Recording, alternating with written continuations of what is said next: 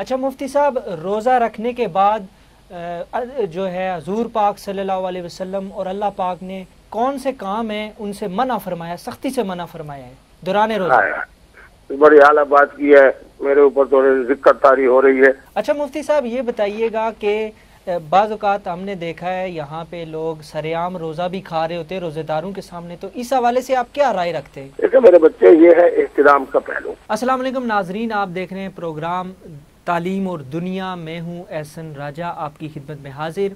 اور آج ہمارے ساتھ موجود ہیں مفتی عبدالقوی صاحب، ٹیلی فون لائن پہ ہمارے ساتھ موجود ہیں۔ ان سے ہم بات کریں گے رمضان کے حوالے سے، رمضان کی کیا فضیلتیں ہیں، اور جو لوگوں کو مسائل ہوتے ہیں رمضان میں وہ ہم ضرور پوچھیں گے ان سے۔ سب سے پہلے مفتی صاحب السلام علیکم، اور بہت شکریہ آپ نے ہمیں وقت دیا۔ وعلیکم السلام ورحمۃ اللہ وبرکاتہ۔ آپ حضرات جب رابطہ کرتے ہیں تو میں آپ حضرات کو ٹائم دینا اپنا اخلاقی فریضہ سمجھتا ہوں۔ بہت شکریہ مفتی صاحب۔ مفتی صاحب سب سے پہلے یہ بتائیں کہ روزہ کن حالت میں یا کن حالات میں انسان ترک کر سکتا ہے؟ اللہ کا قرآن اس بارے میں جو ہماری رہنمائی کرتا ہے وہ یہ کہ وَعَلَى الَّذِينَ يُطِيقُونَهُ فِدْيَةٌ طَعَامُ مِسْكِينٍ۔ دوسرا جناب قرآن مجید جو ہماری رہنمائی کرتا ہے وہ یہ ہے کہ حالت مرض میں، حالت سفر کے اندر آپ کو یہ سہولت ہے کہ اس وقت آپ روزہ نہ رکھیں، یعنی ماہ رمضان میں، اور اس کے بعد جب بھی آپ روزہ رکھ سکیں تو بطور قضا کے پورے سال کے اندر جب آسانی ہو تو آپ روزہ رکھ لیں۔ اب مرض کی حالت یعنی بیماری کی حالت کے اندر اس وقت فیصلہ مفتی عبدالقوی صاحب کا یہ ہوگا، ایک ایسے دیندار ڈاکٹر کا ہوگا جو یہ کہتا ہے کہ جی اگر آپ نے فلاں وقت کے اندر یہ گولی نہ کھائی، یہ ٹیکہ نہ لگوایا اور یہ دوائی استعمال نہ کی تو آپ کی مرض بڑھ سکتی ہے۔ تو اسلام چونکہ فطرت کا دین ہے تو اسلام یہ کہتا ہے کہ جب ایک ڈاکٹر صاحب نے جو اپنے فن کے ماہر ہیں انہوں نے کہہ دیا ہے کہ آپ کے غذا میں، آپ کی دوا میں 2-4 گھنٹے سے زیادہ وقفہ نہیں ہونا چاہیے، تو یقیناً روزے میں وقفہ زیادہ ہوگا۔ تو اس لیے یہ صاحب حالت مرض کی وجہ سے جو قرآن کہہ رہا ہے فَمَنْ كَانَ مِنْكُمْ مَرِيضًا أَوْ عَلَى سَفَرٍ فَعِدَّةٌ مِّنْ أَيَّامٍ أُخَرَ، اللہ کا قرآن کہہ رہا ہے کہ آپ بیماری کی حالت میں اور سفر کی حالت میں پھر متبادل طور پر آپ روزہ رکھ لیں، جس کو قضا کہتے ہیں، یعنی آپ ادا نہیں کر رہے روزے کو ماہ رمضان میں تو بعد میں قضا اس کو کر لیں۔ اچھا مفتی صاحب یہاں پہ ایک سوال یہ میں آپ سے لازمی پوچھوں گا کہ ایک بیمار مریض ہے، وہ اس نے روزہ رکھا ہوا ہے اور تقریباً اسے علم ہے کہ اب میرا آخری وقت ہے، دنیا سے جانے کا آخری وقت ہے، اور اسے پیاس لگ رہی ہے حالانکہ وہ روزے کی حالت میں، تو کیا اسے روزہ توڑنا چاہیے اس ٹائم، یا کیا آپ اس حوالے سے سمجھتے ہیں، اسلام اس حوالے سے کیا کہتا ہے؟ میرے بیٹے بات یہ ہے کہ جب اس کو ڈاکٹر اس کی صحت جی اجازت نہیں دے رہی کہ آپ روزہ رکھیں تو اس کا روزہ رکھنا، میں کہوں گا الفاظ نرم میں، کہ اس کی سادگی ہے، اس کا بھولا پن ہے۔ جب اسلام بھی اس کو کہتا ہے روزہ نہ رکھو، ڈاکٹر بھی کہتا ہے روزہ نہ رکھو، اس کی صحت بھی کہتی ہے روزہ نہ رکھو، اس بھولے نے روزہ کیوں رکھا ہے؟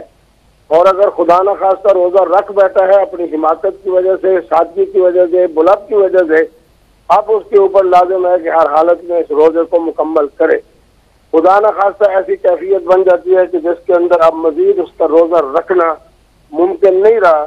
تو پھر بزرگوں نے جو ترتیب بتائی حضرات فقہا نے کہ اس ترتیب کے مطابق روزہ کھولے گا تو اس کے بدلے میں ایک روزہ رکھنا پڑے گا، اور اگر روزہ نہیں رکھ سکتا وہ بھی اللہ کا قرآن کہہ رہا ہے کہ وَعَلَى الَّذِينَ يُطِيقُونَهُ فِدْيَةٌ طَعَامُ مِسْكِينٍ،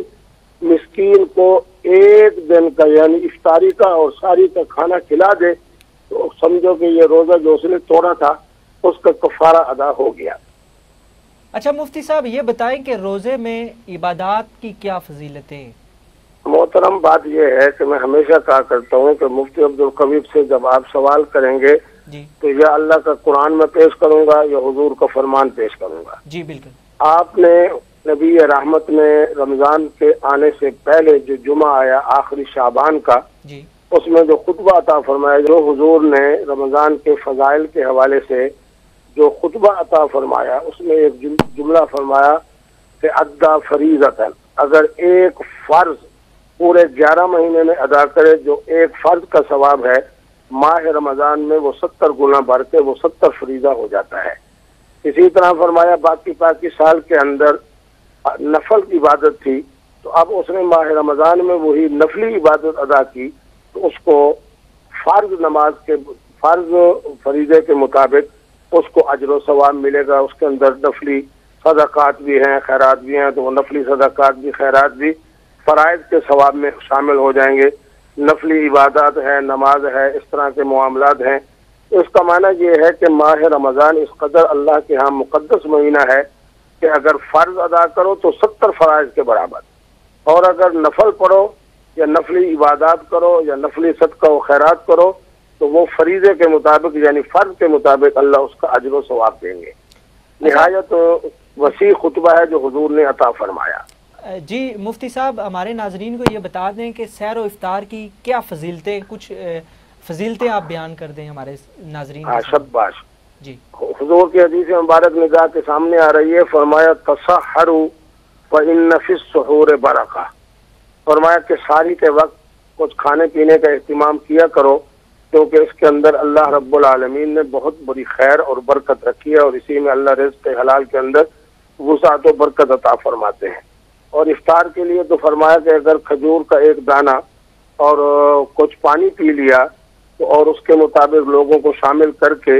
ان کو صرف کھجور کھلائی یا پانی پلایا تو فرمایا اس کے لیے اللہ رب العالمین اس کو جو اجر و ثواب عطا فرماتے ہیں کہ جس نے روزہ رکھا اس کو جتنا اجر و ثواب ملے گا، جو کھجور کا دانہ کھلا رہا ہے بطور میزبان کے، فرمایا اس کو بھی اس کے روزے کے مطابق اللہ رب العالمین اس کو اجر و ثواب عطا فرمائیں گے۔ پھر سب سے بڑی جو فضیلت میرے نبی رحمت نے عطا فرمائی وہ یہ ہے کہ فرمایا جو خوش نصیب روزہ رکھتا ہے اس روزہ رکھنے والے کو جو اجر و ثواب ہے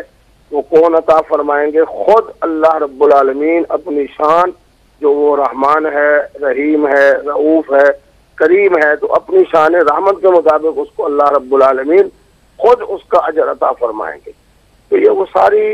روایات، ساری احادیث اور رمضان کے مبارک میں سارے فضائل، اس کے مطابق ساری کی فضیلت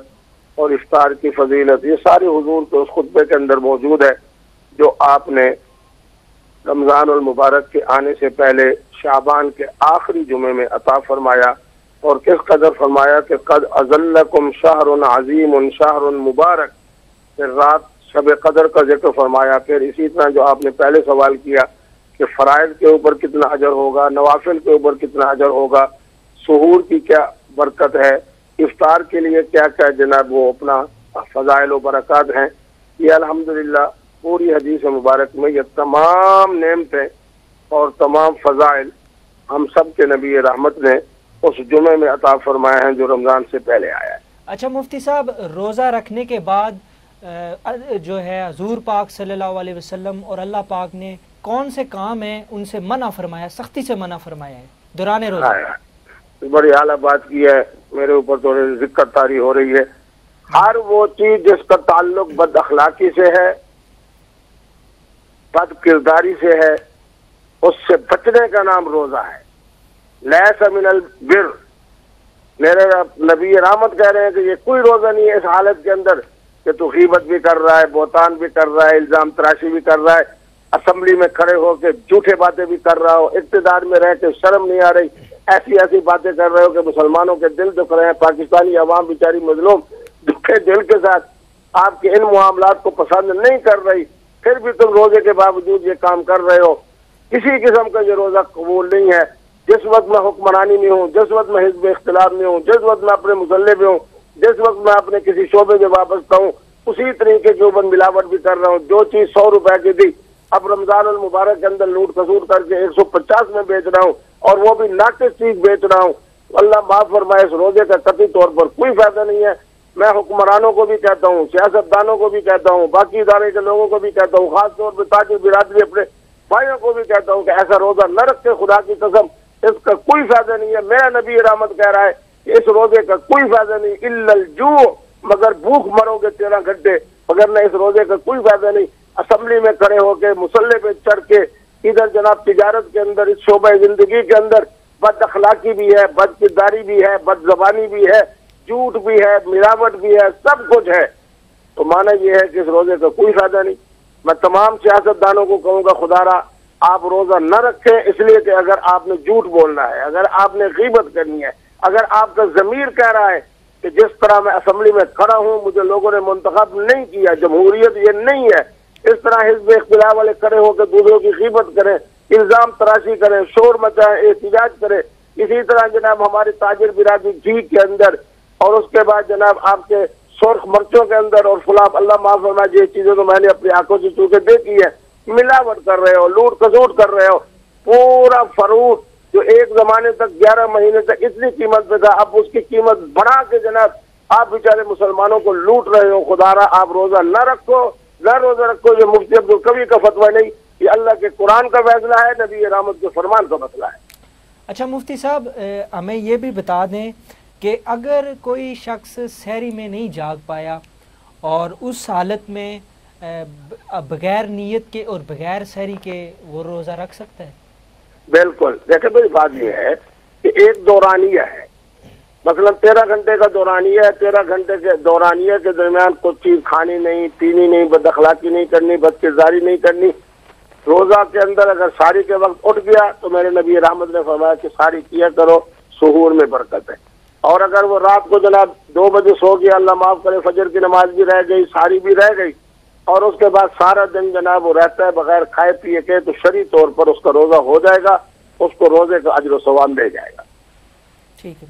اچھا مفتی صاحب یہ بتائیے گا کہ والدین اپنے بچوں کو کس عمر میں روزہ رکھوا سکتے ہیں؟ میرے بچے جیسے نا میرا اسلام، پھر میں کہوں گا کہ فطرت و حکمت کا دین ہے، بچے پر روزہ نہیں ہے، بچے پر روزہ نہیں ہے، اللہ کا قرآن اس کا استثناء کر رہا ہے، میرے نبی رحمت کے فرامین اس کا استثناء کر رہے ہیں۔ اگر پیار میں کسی دن جمعے کا دن ہے، پیر کا دن ہے، ٹھنڈا موسم ہے، بچہ کہتا ہے جی میں رکھ لیتا ہوں، تو اس کا ثواب اس کے والدین کو ملے گا، بچہ مکلف نہیں ہے کہ اس کو، بلکہ ہم تو ہمارے سرائکی علاقے میں مذاق ہوتا ہے جی ہمارا ایسا بچہ خوش نصیب ہے جس نے روزہ رکھا اور 3 دفعہ افطار کیا، تو مانا یہ ہے کہ جب اس پر روزہ ہی نہیں تو مرضی آئے رکھے، مرضی آئے نہ رکھے، بہتر ہے کہ نہ رکھے۔ جب اللہ نے اس کو مکلف نہیں کیا، اس کی بجائے ماہ رمضان کے اندر نمازوں کا اہتمام کرے، کیونکہ حضور نے فرمایا ہے کہ جب بچہ تمہارا 10 سال کا ہو جائے، مرو صبیانکم، اپنے بچوں کو مساجد کی طرف لے جاؤ، عبادات میں جوڑو، اگرچہ نماز اس میں فرض نہیں ہے لیکن عادت ڈلوانے کے لیے روزے کی بجائے بچوں کو مساجد کی طرف لے جاؤ، اس کے بعد نمازوں کے اندر وہ جڑے اور جناب اپنا اس کے اندر نماز پڑھے، باجماعت نماز پڑھے، وہ زیادہ بہتر ہے بنسبت اس کے کہ وہ کہے میں روزہ رکھوں اور آپ اس کو اجازت دے دیں۔ اور اگر وہ روزہ رکھنا چاہتا ہے تو منع بھی نہیں ہے، روزہ رکھے گا تو اس کا ثواب اس کے والدین کو ملے گا۔ اچھا مفتی صاحب یہ بتائیے گا کہ بعض اوقات ہم نے دیکھا ہے یہاں پہ لوگ سریعام روزہ بھی کھا رہے ہوتے ہیں روزے داروں کے سامنے، تو اس حوالے سے آپ کیا رائے رکھتے ہیں؟ دیکھیں میرے بچے، یہ ہے احترام کا پہلو۔ جی ہمارے ہاں تو جنوبی پنجاب کے اندر ایسی خوبصورت بات ہمیں والدین سکھاتے ہیں کہ بچے بھی اگر کوئی چیز کھائے پیئیں تو اندر کمرے میں کھائیں اور جناب باہر برآمدے میں بیٹھ کے اور سین میں بیٹھ کے نہ کھائیں، کیونکہ یہ ماہ رمضان کا احترام ہے، یہ روزے کا نہیں، یہ ماہ رمضان کا احترام ہے۔ ماہ رمضان کا احترام یہی ہے کہ جس قدر رمضان المبارک کے اندر آدمی کھانے میں پینے میں ذرا محتاط رہے اور کھانے پینے کے اندر جا کے خلوت میں جائے جلوت کی بجائے، تو یہ بہتر ہے۔ اسی لیے جناب بچوں کو بھی ہم اگر دوپہر کا کھانا کھلائیں رمضان میں یا ناشتہ کرائیں تو ان کو علیحدہ کمرے میں بٹھا کے، تاکہ اللہ تبارک و تعالیٰ کی طرف سے ماہ رمضان کے احترام کی جو احادیث ہیں ان پر عمل ہو سکے۔ بہت شکریہ مفتی صاحب، آپ نے وقت دیا، ہمارے پروگرام میں تشریف لائے۔ ناظرین آپ دیکھ رہے ہیں تعلیم اور دنیا پروگرام، اور ہمارے ساتھ موجود تھے پاکستان کی مشہور شخصیت مفتی عبدالقوی صاحب، اور ان کی آپ نے باتیں سنی روزے کے حوالے سے، رمضان میں کیا اہم مسائل پیش آتے ہیں اور کیا ان کے حل ہیں وہ انہوں نے بتائے قرآن و حدیث کی روشنی میں۔ انشاءاللہ نیکسٹ پھر کسی اور ایپیسوڈ میں آپ سے ملاقات ہوگی، اپنا خیال رکھیے گا، اللہ حافظ۔